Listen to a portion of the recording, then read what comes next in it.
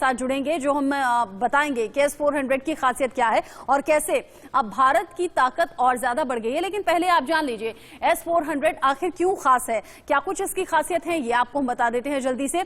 S-400 अपने आप में तमाम खासियत समेटे हुए है। रूस में बना हुआ ये अत्याधुनिक एयर डिफेंस सिस्टम है, ऐसी जानकारी, और इसका इंतजार हमने काफी लंबे वक्त से किया है। साथ ही साथ इसकी खासियत और क्या कुछ कहती है ये जानिए।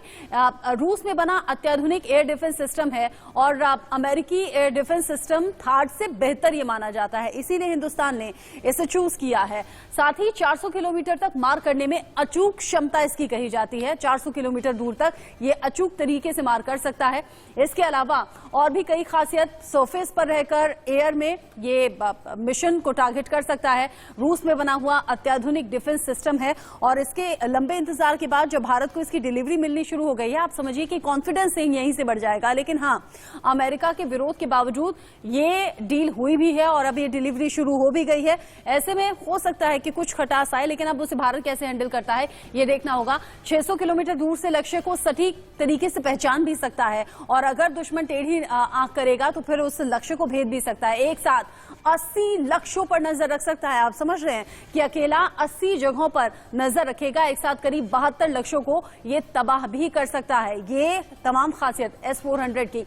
185 किलोमीटर दूर तक इसकी सटीक नजर जाती है और खास बात ये कि सरफेस पर रहकर यानी कि जमीन पर रहकर ये एयर में टारगेट कर सकता है और इस तरह की खासियत तमाम S-400 की बताई जा रही है। S-400 को लेकर एक्सपर्ट किस तरह की राय रखते हैं, जरा ये आप सुन लीजिए। पहला, ये आर्मी का, आर्म्ड फोर्सेस का मोरल ऊपर करेगा।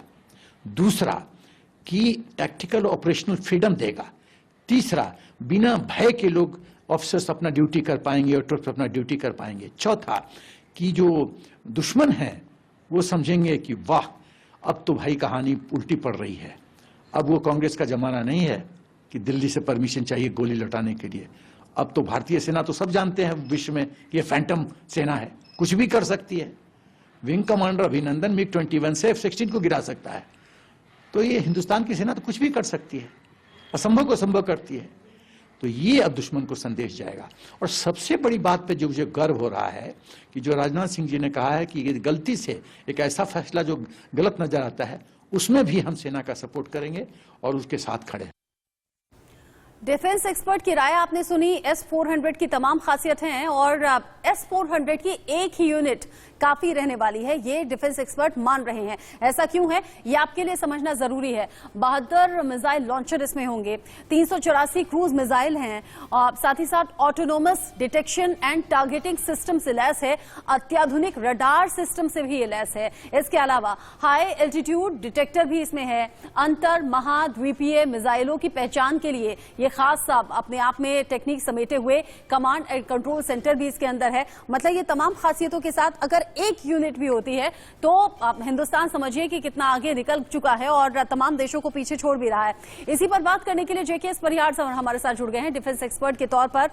परिहार सर, S-400 की डिलीवरी अब शुरू हो गई है, किस तरीके से हम हिंदुस्तान की ताकत को बढ़ते हुए देख सकते हैं? और आपके जरिए आसान शब्दों में देश ये जानना चाहेगा कि इसके बाद एक स्टेप आगे हम कैसे बढ़ गए हैं।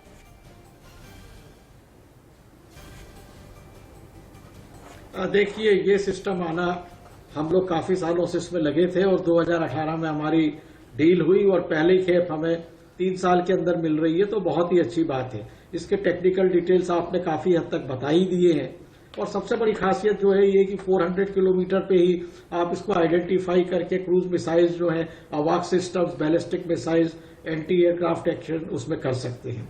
इसमें मीडियम रेंज में 250 से 120 किलोमीटर और शॉर्ट रेंज के 40 किलोमीटर के टारगेट्स भी अगर कोई सडन पास हिल्स वगैरह से आते हैं तो उस पर भी ये एक्ट करेगा। इसका नेविगेशन सिस्टम भी बहुत अच्छा है। ये सिस्टम हम वेस्टर्न बॉर्डर पे अभी लगा रहे हैं, तो उससे जो है पाकिस्तान और लद्दाख में चीन की जो एक्टिविटीज है उसको काउंटर करने में हमें बहुत मदद मिलेगी। सिस्टम बहुत ही जानदार है और आज की डेट में इससे अच्छा surface to air defence system नहीं है जो मल्टीपल, आप देखिए F-35 जो अमेरिका का लेटेस्ट वर्जन फाइटर प्लेन है, ऐसे 6 प्लेन को ये जो है ये नॉकआउट कर सकता है एक ही उसमें एक्शन में। 384 इसमें से मिसाइल्स निकल सकती हैं। तो ये बहुत ही कॉम्पैक्ट सिस्टम है और इसके आने से हमारी क्षमता बढ़ेगी। चाइना के पास में 2 सिस्टम है, एक उन्होंने होटान उसमें एयरबेस पे लगाया है जो तिब्बत को उसमें देखता है, और दूसरा अरुणाचल बॉर्डर से लगे हुए नियांजी एयरबेस पे उनका है। भारत को 5 सिस्टम मिलना है, एक अभी आ रहा है, आगे आने वाले ईस्टर्न सेक्टर में भी जाएंगे, सेंट्रल रहेंगे। तो कुल मिला के मैं समझता हूं कि हमारी जो पेस है डिफेंस सिस्टम को मजबूत करने की, उसमें ये बहुत बड़ी सफलता हमको मिली है।